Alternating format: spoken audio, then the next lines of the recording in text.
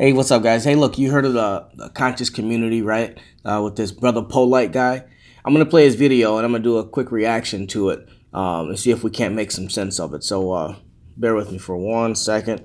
And there's not one religion that would accurately express any of our depictions or conceptions about God. Not one. And you have to be honest. So when I say I'm an atheist, I'm simply saying that I don't subscribe to no one's definition of God. And neither do you if you're honest. What he's saying is we all have our own idea of what God should be, okay? And that no religion accurately matches our depiction. Really? I mean, that's like having a job at McDonald's, right? And then you know how to make the Big Mac, but you have your own idea of how to make a great Big Mac. Then your boss comes to you and says, hey, why didn't you make the Big Mac with the good sauce? Then you tell the boss, well, I have my own idea of what a great Big Mac is. I don't want to make it with the sauce.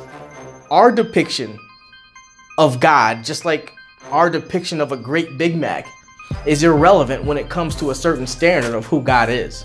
Our depiction doesn't necessarily imply reality. Here, another example. Consider this. So there's a contestant, right? Goes on American Idol, and this person gets on stage and completely fails, right? Sounds terrible.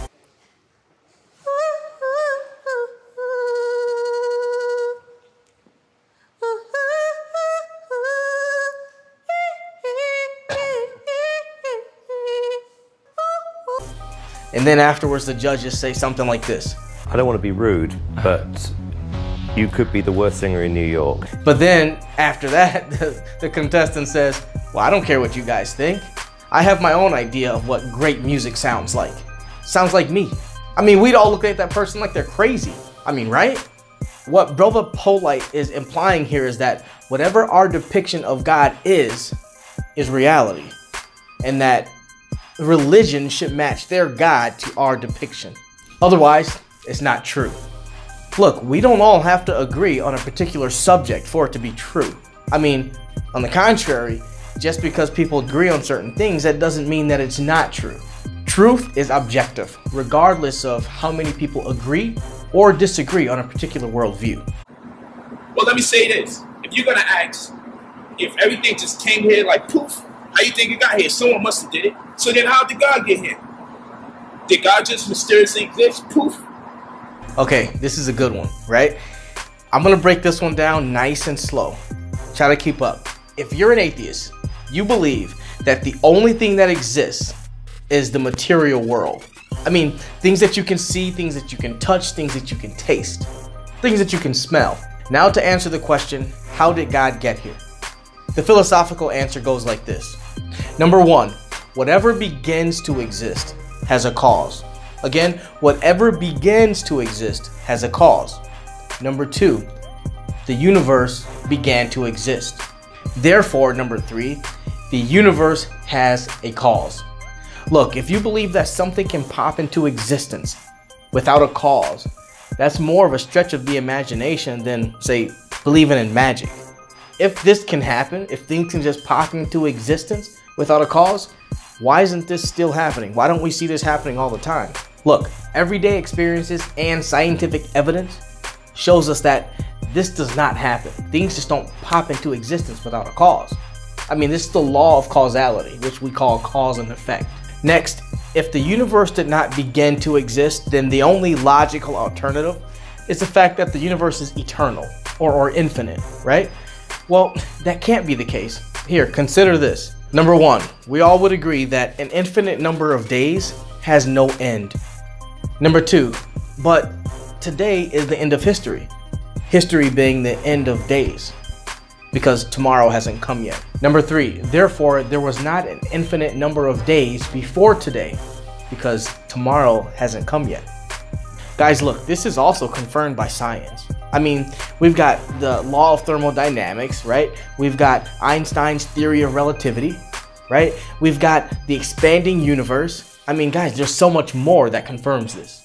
Look, if premise 1 and premise 2 are correct, then logically, premise 3 also is true.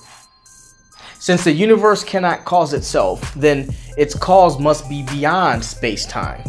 Okay? I mean, the cause must be timeless, the cause must be spaceless, the cause must be immaterial, the cause must be powerful enough to create, and the cause must be uncaused itself. This describes a theistic reality, and more specifically, the God of the Bible. Because God had the ability to create himself and put himself into existence. What stops any other God from putting themselves into existence? Uh-oh, look, he just made a mistake. This is what you call a categorical fallacy. He's attributing a characteristic to something, in this case God, that doesn't even belong. Here, would you ever ask someone what the number 14 smells like? Would you ever ask a person, what does the color red weigh? You wouldn't, right? No, because those characteristics aren't even related to those objects. So to say that God put himself into existence, or in this case, created himself, is to deliberately ignore the characteristics of God. Therefore, he's posing a nonsensical question, once again, ignoring reality just to fit his own worldview.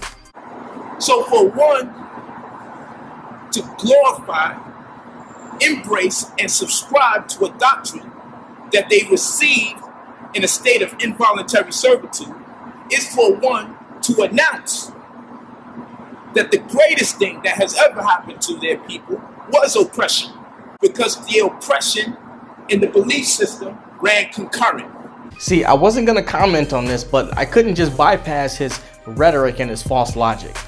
See, what he's referring to is the idea that black people were introduced to Christianity from the white man while they were in slavery.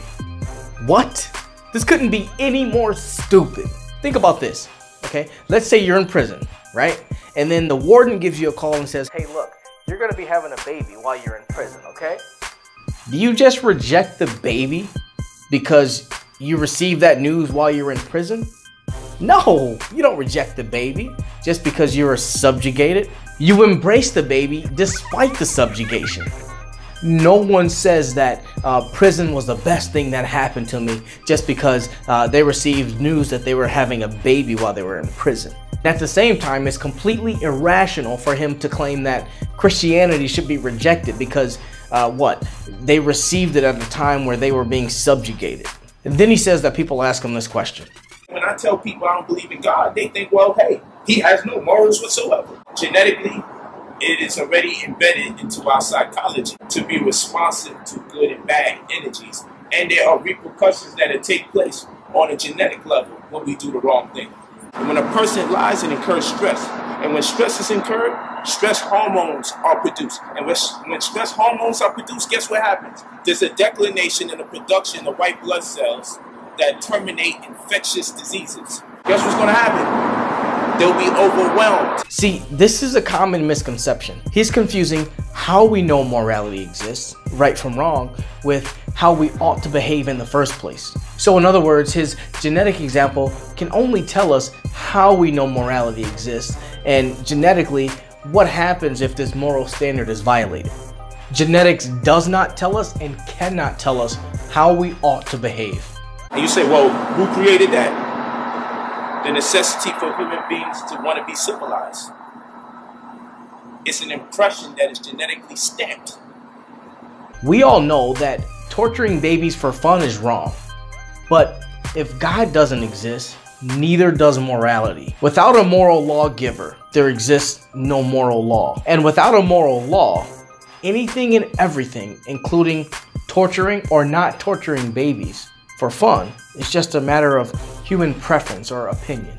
His explanation for humans having morality is the necessity for human beings to want to be civilized. Okay, Hitler wanted to be civilized without Jews. So according to Brother POLIGHT, Hitler was completely justified in carrying out the Holocaust. So essentially, he's no different than, say, Mother Teresa.